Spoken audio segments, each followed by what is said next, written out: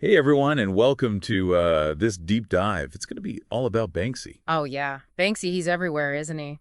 But still a mystery. That's the thing, right? So many questions. We've got your notes, articles about how his work impacts society, even Wikipedia entries in Spanish and English. That's a lot to cover. Definitely a lot to cover. Today, let's dive into the debate around Banksy's art. How can he be so successful selling his work for millions when the art itself critiques capitalism and the very system that's driving up the prices? Yeah, that's a good place to start. So, rewind first a bit. Back to the beginning. Bristol in the UK. You're the expert. What was it like? What was going on in the art scene back then? Well, in the late 80s and early 90s, Bristol's street art was changing and evolving. It wasn't just tagging and simple graffiti anymore. Murals were getting more detailed, and political statements started appearing. So how did Banksy fit in? He was part of that change, but he did things differently. He used stencils. It let him create complex images quickly, often working at night. That speed was important, and it helped him get his message out in unexpected places. Makes sense. Yeah. You're saying the locations he chose for his art were important. It wasn't random, was it? No, not at all. He used public spaces deliberately, turning everyday spots into commentary on society. One early work, The Mild, Mild West, shows this perfectly. A teddy bear. Imagine that, a teddy bear throwing a Molotov cocktail at riot police. Wow, that's an image that makes you stop and think. It's like he's taking something innocent and pure like a teddy bear and twisting it to show us the violence underneath the surface of things. Exactly. The contrast makes you look twice and question what you see. You've also pointed out how important anonymity is in Banksy's work. It seems like more than just hiding his identity. It's at the core of what he's doing. By not revealing himself, he lets the art speak for itself. It allows for different interpretations and makes people feel like they own the message. It's almost like he's saying, hey, forget about me. It's the message that matters, not the messenger. You got it. And this anonymity frees the viewer from any preconceived notions about the artist's background or intentions. Everyone can bring their own perspective to the table. It's really interesting because in a world obsessed with celebrity and branding, he's doing the complete opposite. He's made anonymity powerful. And that power grows stronger as we keep trying to figure out who he is. The mystery makes us even more fascinated and turns the search itself into a huge cultural phenomenon. It's like a real-life art world mystery unfolding before our very eyes. Exactly. And because of this mystery, every time a new piece appears, we're not just looking at a painting or a sculpture. We're trying to crack a code and understand what's going on in the mind of the artist behind it. But we can't ignore the elephant in the room, the art market. Banksy's works are selling for millions, but his art often criticizes capitalism, the very system that's driving up those prices. How do we make sense of this? Well, that is the big debate, isn't it? Is he being hypocritical, or is there something more going on? You're the expert. What do you think? Is this a paradox? It certainly causes a lot of discussion. Some people argue that the market has taken his message and turned it into a product, while others believe it's a clever critique of how art becomes just another thing to buy and sell. So maybe he's using the system to expose the system. It's possible. After all, he's not creating traditional art. He uses the urban landscape as his gallery, challenging the boundaries of the art world. That brings us to Love is in the Bin. Remember, he shredded that painting right after it sold at auction. That was brilliant. It showed exactly how he uses the art market to make a statement. He destroyed a piece of art worth over £1 million, just like that, exposing the absurdity of placing so much value on an object. And ironically, he created an even more valuable artwork. The shredded Girl with Balloon, now called Love is in the Bin, became this symbol of his rebellion, making the debate about his relationship with the market even more interesting. A fascinating paradox indeed. We should keep this in mind as we dive deeper into his work and its impact on the world. You mentioned earlier that he carefully chooses where to put his art, and I'm curious about his pieces on the West Bank wall. You think those are particularly powerful, right? Absolutely. They're powerful because he's using a structure that is so politically and emotionally charged, turning the wall into a canvas for his commentary. It forces us to confront the Israeli-Palestinian conflict. That's a perfect example of how he goes beyond making visually striking images. He's using art to start conversations, challenge viewpoints, and make us face difficult issues. You're absolutely right. He doesn't shy away from controversy, he embraces it. He uses it to make us think, question, and reconsider our own assumptions. This is where his work becomes really interesting. It's not about giving easy answers. It's about raising questions, provoking thought, and making us see the world from different perspectives. Exactly. And that's what makes him such a captivating and enduring figure in the art world. He's more than just an artist. He's a provocateur, a social commentator, a catalyst for debate. Well said.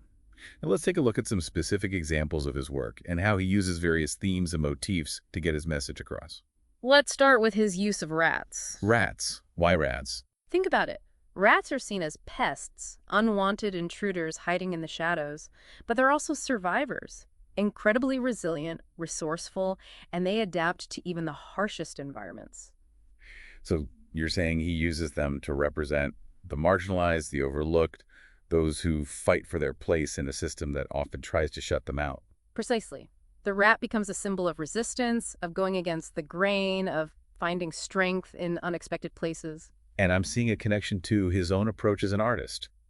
He's also working outside the established system, operating in the shadows, using unconventional methods to get his message across. You're spot on. There's a parallel there, a shared sense of defiance, of refusing to be silenced. And this idea of defiance also shows up in the way he portrays children. We see them breaking through walls, playing with weapons, challenging authority figures. It's as though he's using their innocence and vulnerability to expose the hypocrisy and absurdity of the adult world. But their presence also seems to suggest hope, a belief that future generations might be able to break free from the cycles of conflict and oppression. It's a powerful juxtaposition.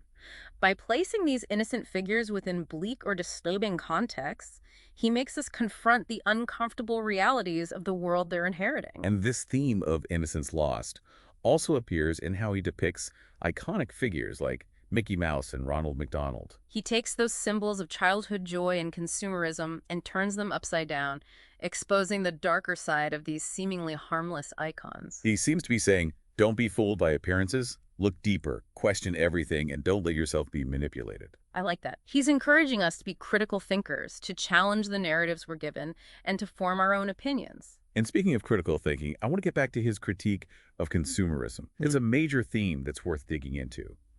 What are some of the ways he addresses this in his work? We see it in the way he depicts mindless shopping sprees, the obsession with brands, and the emptiness of material possessions. He's going beyond simply criticizing consumerism. He's attacking the values and beliefs that drive it.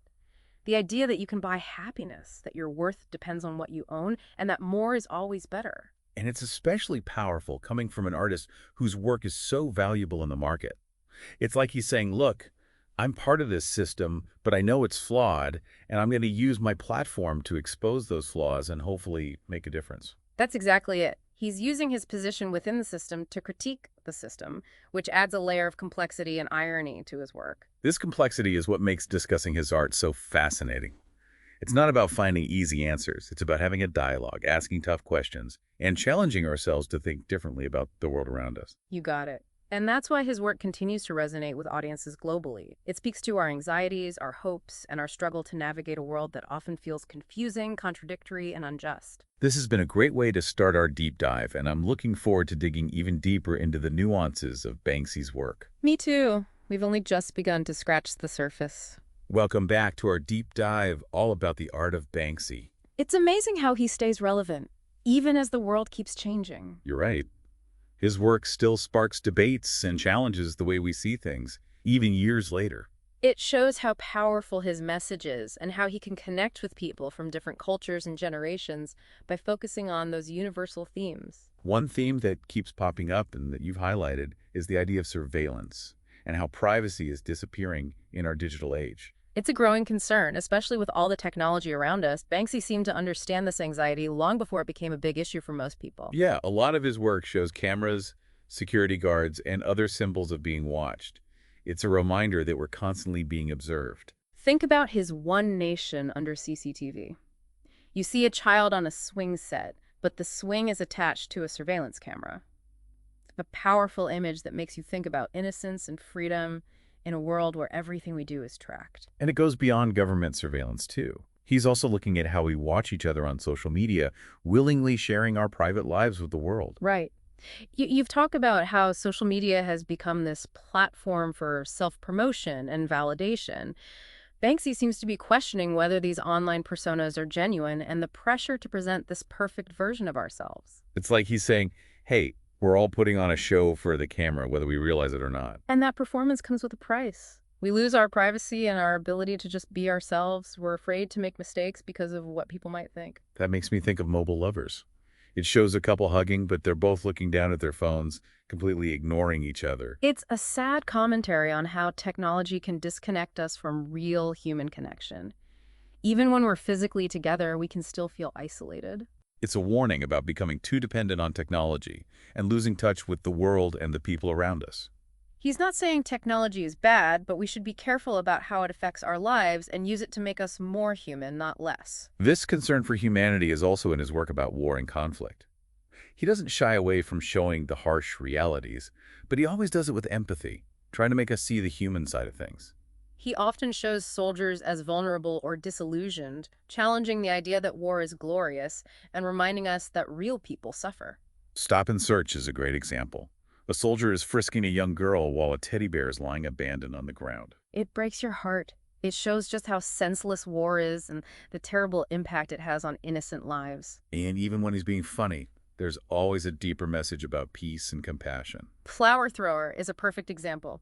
It shows a protester throwing a bouquet of flowers instead of a Molotov cocktail. It's simple, but it makes you think about approaching conflict differently with love and understanding instead of violence. It reminds us that even in the darkest times, there's still hope and humanity can win.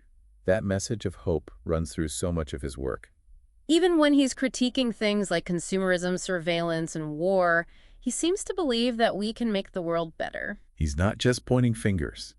He's suggesting solutions, even if they're subtle or a little ironic. He wants us to imagine a different way of living, one that's more compassionate, fair, and connected to our shared humanity.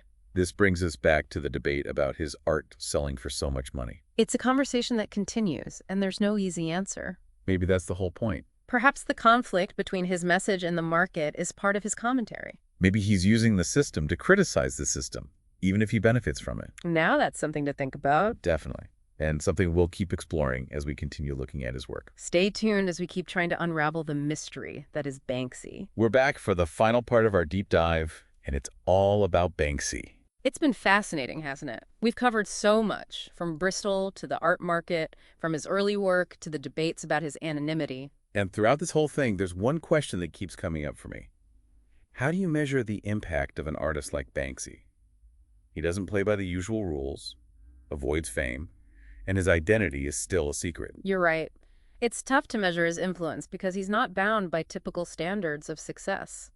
Auction prices and museum shows don't tell the whole story. Exactly. It's more about the conversations he starts, the awareness he brings, and how he inspires people to see things differently. You mentioned his impact on other artists in your notes. He's been a huge inspiration for street artists and muralists all over the world. They're using public spaces to comment on society just like he did. And it gets beyond just aesthetics.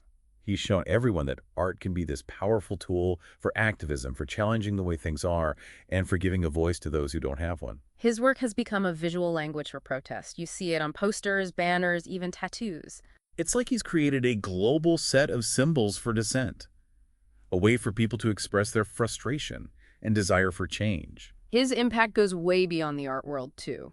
His work has sparked debates about urban planning, surveillance, consumerism, and the role of art in society. He's forced cities to rethink how they approach public art, to see the possibilities for creativity in everyday places. And he's made us all more aware of how we're being watched, the loss of privacy in our digital world, and the importance of protecting our freedoms. It's almost like he's holding up a mirror to society, showing us the good and the bad. And in doing so, he encourages us to question, challenge, and imagine a better world. So as we wrap up our deep dive, what's the one thing you hope our listeners take away from all of this?